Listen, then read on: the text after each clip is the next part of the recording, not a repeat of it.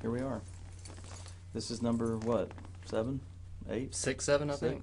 Something like that. This is D-Money, here with my man Barnes Anderson and our buddy Rich Owen.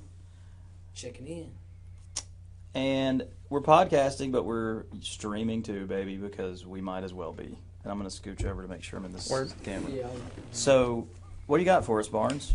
Yep, so it's going to be another ETH podcast today. But I know last time I talked about the basics of ETH and just the ERC20 standard, how it works. But essentially just wanted to focus on a couple of major upgrades. One being Ethereum 2.0, which we'll dive into.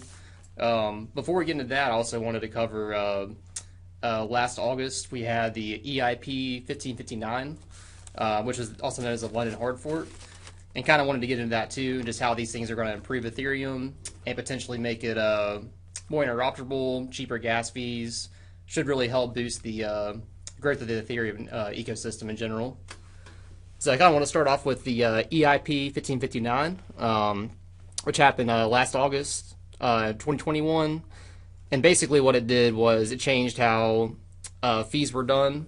So before the implementation of the EIP 1559, how it worked was if you were to, say you're on Uniswap or SushiSwap, and you want to make a transaction, what you have to do is you have to put in a certain gas fee. And generally speaking, the higher the gas fee you put in, the better chance you had of that transaction actually taking place, because the miners had an incentive to take the transactions with the largest gas fees.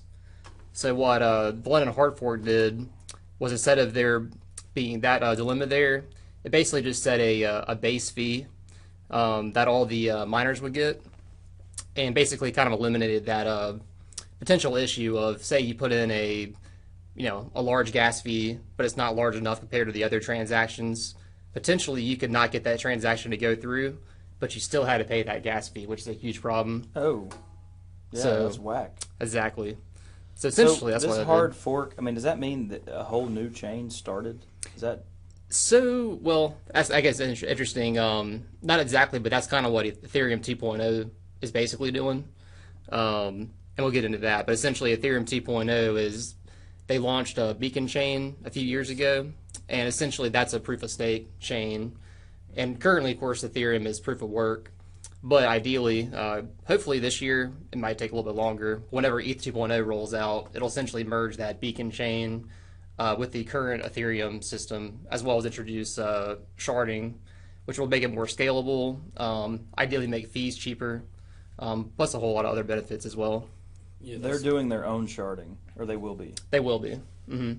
Which I'm still trying to talk right in the words of the everyman, because I'm still so new to this. But like, I imagine a shard as being like how graphics used to come in one line at a time. When you had an old dial-up modem, it's like it does this, and then it gets a little bit digitally better. And so a shard is taking a bunch of data, pulverizing it into little tiny pieces of data, sending it up a level, sort of. That's and pretty accurate. Doing it faster and just as secure, than sending it back. And cheaper. Right. Cheaper. So I guess one of the main issues right now with a lot of these Ethereum blocks is there's just so many transactions happening on them right now. So it's causing the fees to be really high. Also, the transaction times are pretty slow. But essentially what sharding will do is it'll break up ETH 2.0 into 64 different shards. And a shard basically is just a blockchain or database divided into smaller chains, kind of like you were mentioning there. Oh, I see. I hadn't heard that. So essentially it's going to make it a whole lot more scalable.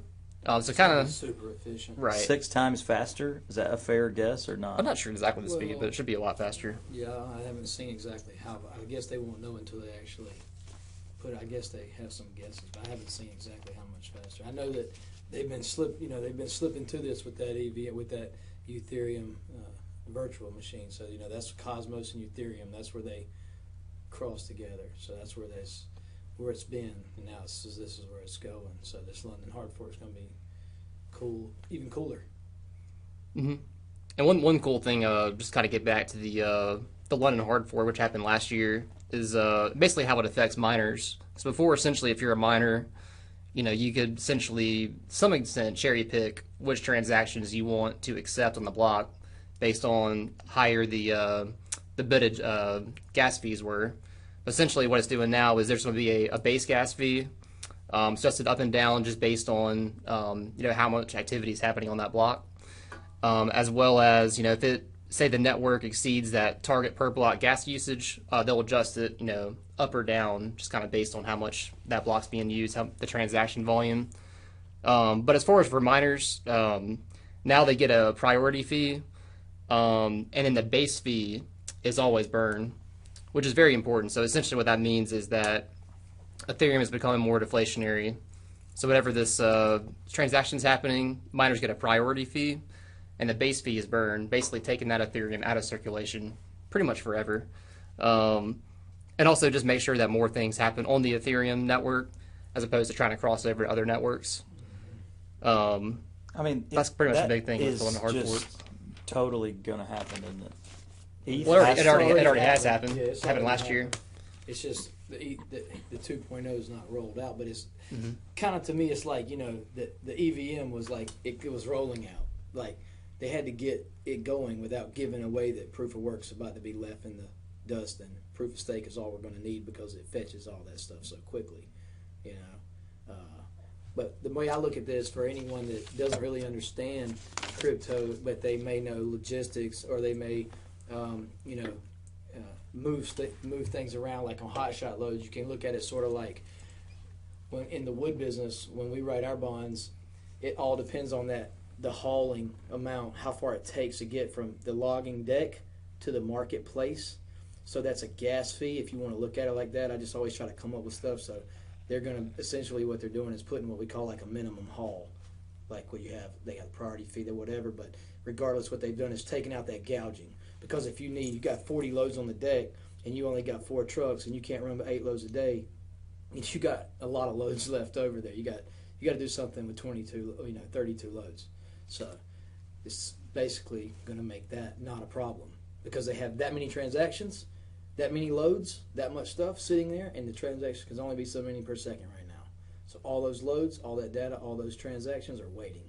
They're just circling. And because they've been cherry picking, like you said, so it's going to help move stuff like Walmart Center.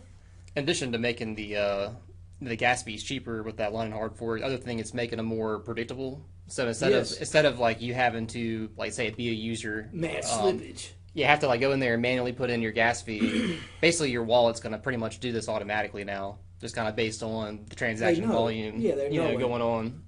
So you don't have to worry about doing that. It just does it automatically for you, and it's cheaper.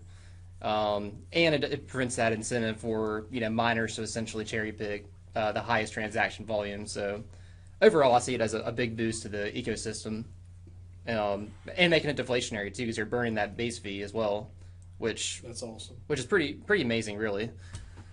Definitely should make the price go up long term. Yeah, it's brilliant for the price of ETH for sure. That's pretty much the main thing about the London hard fork. But essentially, I wanted to get into the ETH 2.0, and we kind of covered some of this just now, but basically breaking down in 3 main phases. So like phase 1 would be the beacon chain, which actually started back in December of 2020. Essentially, that's their,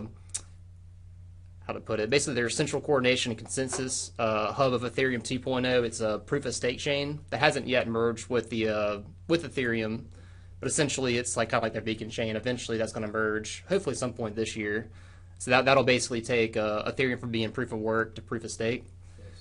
And then the second part would be the merge and sharding, which of course is just the merge with beacon chain with the current Ethereum network. But like I talked about, the sharding is pretty big because right now scalability is a huge issue with Ethereum. Essentially, sharding is going to break up ETH 2.0 in 64 different shards. So it'll make it much easier as far as just like if you're running a node, you don't have to have as much hardware requirements or just electricity. Ideally, it'd be a lot one, cheaper from the actual equipment, but also just in terms of the electricity usage because you don't have as much happening on each different block. So if you're running a node, right, are you compensated or no? Yeah, so actually so with ETH 2.0, basically my understanding, to run a node on ETH 2.0, you have to have 32 Ethereum, and you have to lock this away for a predetermined amount of time. But what you'll do is you'll receive fees, but also like it's anticipated to be about between 4 to 10% as far as like the fees you'll earn for staking away in a node. Got it. But if you're like the single person doing it, you have to have 32 Ethereum to That's actually. That's a few bucks. Right, it's a Nice lot. little marker. That 10% APY. Mm-hmm. Okay. Between about 4 to 10, and I guess how they're going to determine So that is people will do that though because Yeah. it's super. you're supporting the network, and you're going to receive the percentage from staking up, but also I think you receive transaction fees, like some kind of kickback from that as well. Just like with the, I guess you would receive the priority fee still from the It's going transactions. to be a very like low risk investment, is what I'm saying. I think so. I mean, as long as you're, a long-term investor, you're going to hold it long-term. If you're not worried about, like, say the price goes down and you want to sell it on the short term, if you're holding long-term, you might as well, if you got the Ethereum to lock away. Well, and is that payment in ETH? Mm-hmm. Okay. Get paid in ETH. Now, you can also enjoy in a staking pool, too. And, like, for example, like, you can go on Coinbase right now and you can lock up your Ethereum in Ethereum 2.0 and earn, I believe it's like 4%, I believe, right now. So essentially, you can join a pool and necessarily have like the 32 ETH yourself to stake away. So most people will be doing that as far as joining staking pools. Most people probably don't have 32 Ethereum just to lock Right. away and be a validator. But if you want to be a validator, you do have to lock away 32 Ethereum for a certain amount of time. I love those deals. Yeah, one of the craziest ones I heard about was on the DAG chain constellation. Mm-hmm. I forget the Air Force numbers is now. using, I believe. Correct, and like Amazon Web Services and a bunch of other stuff, and they had like a very reasonably priced. It's still down low enough to buy one. I forget how many tokens it costs, but What, to be like a validator? correct. Validate the Air Force. Be pretty good. Right? I mean, it like makes me proud to be an American. I know in March we enjoyed validation. The whole month we were earning about 2.5 to 3.5% per day On what? It's incredible. on the network. Oh, nice. Yeah. Cronus, Okay. my favorite. I'm a CDC Right. cheerleader. I mean, they're doing big things, Got plenty of sports arenas and whatnot. That stands for crypto.com if you're listening. cdccrypto.com. They just gave the rewards back. Thank you, God. I couldn't wait. I had to call my boy D Money last night as soon as they dropped the announcement. He sent me a newspaper emoji. This was before midnight. Call me if you're awake. Yeah, I'm still News waiting is for my, in. We gained probably 40% in 5 or 6 hours. So. Very I nice. was enjoying that little announcement. Thank God. Mhm. The merger said they didn't want to tell who they were merging with. We're all like, guessing where they're going, and we read that their partner says they need to do or they're or in the agreement with their new partner, they're cutting all the rewards in half. It tanked.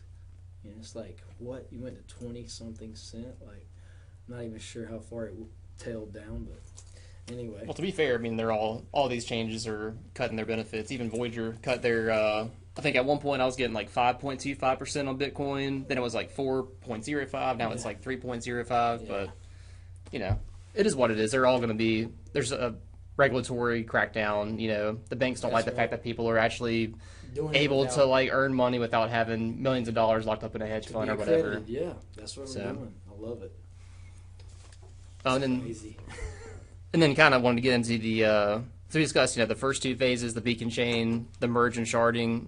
And then the last part I think is pretty important is what's called the Ethereum Web Assembly. So to Yes.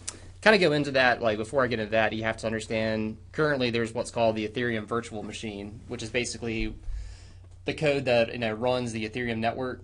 Essentially, it is all the code that's written to basically run this blockchain. It's written in a code called Solidity, which the problem with Solidity is it's one, it's kind of old, it's hard to update, it's very specific. So essentially what the Ethereum Web Assembly aims to do is essentially make replace the Ethereum virtual machine, we'll call it EVM for short.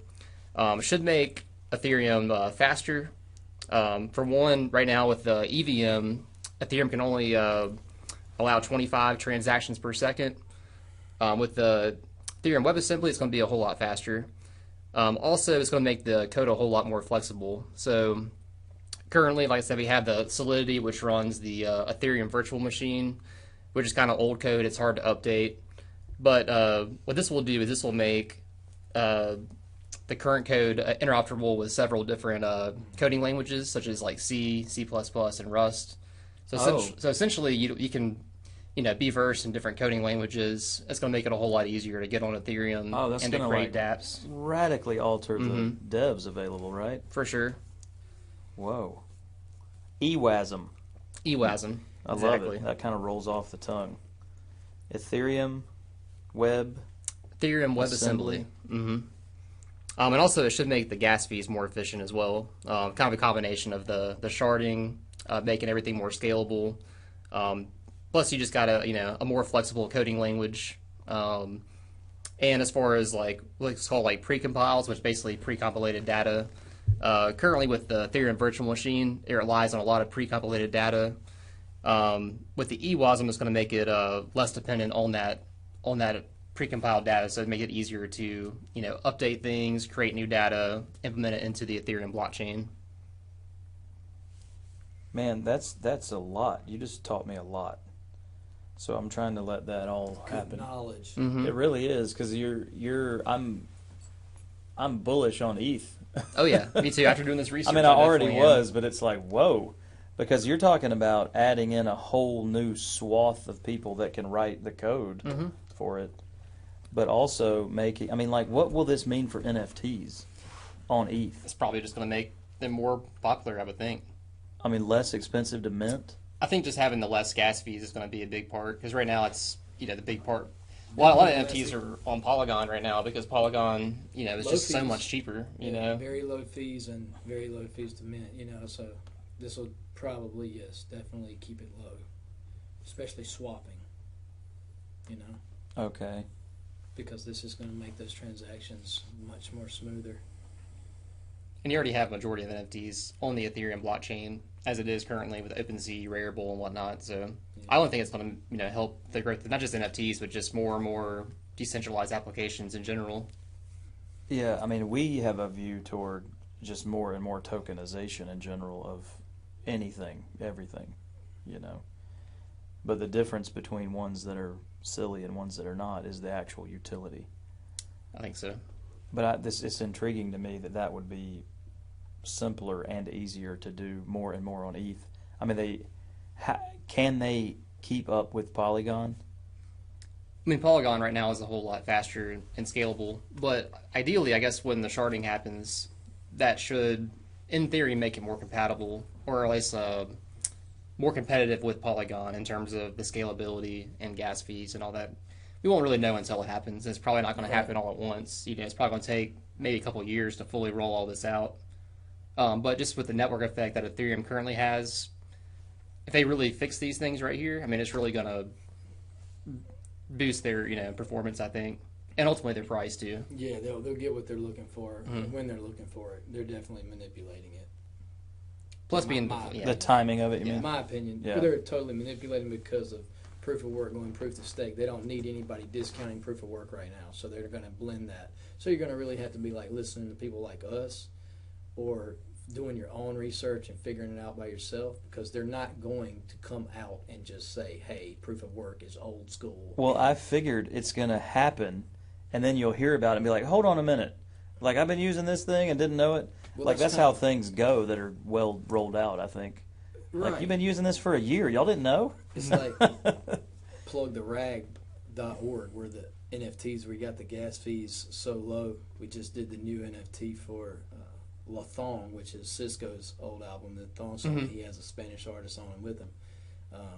He's experiencing anyone that wants to buy his NFTs for super low gas fees, and getting a great deal because he's already done the song. They just remade it, and now he's got the NFT out there.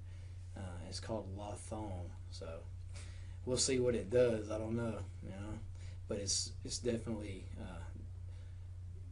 gonna be more advantageous for all these users that have anything that's digital to track, and this type of networks right here is just, when they get going, I'm just getting back to my point. The main thing is, no matter what they're doing, they don't want to tell anyone, hey, proof of work is outdated, because that's Bitcoin, that's Ethereum. So they have to be careful, is what I was saying. So the manipulation is going to be there. But big up to Kronos, right? Because we see what they've done, and that was with the EVM. Okay, that bridge they had is like the beginning of this, and now this EVM stuff is getting old, and here comes the EWASM. So I can't wait to see what happens with the NFTs, because y'all know me, I'm a super NFT guy. I love it. That's pretty much yeah, man, main you thing just that I- blew main thing my that I had mind in today. 20 That's minutes. much I'm a like, lot for- whoa, like Yeah. drinking from a fire hydrant. So for the regular guy listening or watching, which I am, literally my brain hurts. I have a headache today. Sorry if I'm like I'm dozing off on the YouTube, but regular ETH that you know and love is becoming ETH 2.0, which actually is a evolved version, and it's going to work better and cheaper and make the token more valuable because it's going to be deflationary and more scalable. Amazing. and more scalable, and Quicker. yeah, with more potential app developers available because of the simplicity or they're adding or whatever, And or the the interoperability. Yeah, the different exactly. The EWASM is definitely going to make it easier to update code that's currently exists, and just to create more code. And you don't have to have don't have to do it all in Solidity. You can do it on C, C++, Rust, probably even more. And guess what's going to come out after this? Who knows? I know, nobody knows. That's I what I'm think I thinking. just had an EWASM. Yes. Exactly. I'm sorry, I just couldn't. Well, thanks, man. That was like record speed, but That was a the pretty most quick one, yeah. data ever. I think we didn't rabbit trail onto artificial intelligence and crazy sauce. One thing I do want to mention real quick, just in terms of the staking. So you're asking now, since we're going proof of work to proof of stake, what's the potential of there being bad actors? Say you had a validator that didn't have the best interests of the Ethereum network at hand. So they actually have something called slashing, which basically will apply if you're a validator and you're acting maliciously towards the network. They'll take out a portion of your stake.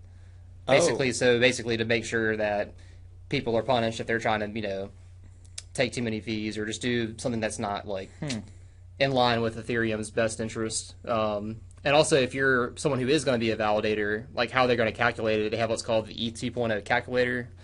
Couldn't really figure out exactly how that works, but essentially they'll calculate annual gas fees based on gross and net returns, and based on your the hardware and energy costs that it takes for you to be running a node at the time. So essentially, my understanding, the more you validate, you're probably going to earn a higher fee. Mm-hmm. It's kind of the gist I got from that. Yeah, that makes sense. All right, let's call it there, man. Well done, Sounds dude. I appreciate the Good job, time and guys. research and all of it. Next time. Peace. Derek, my man.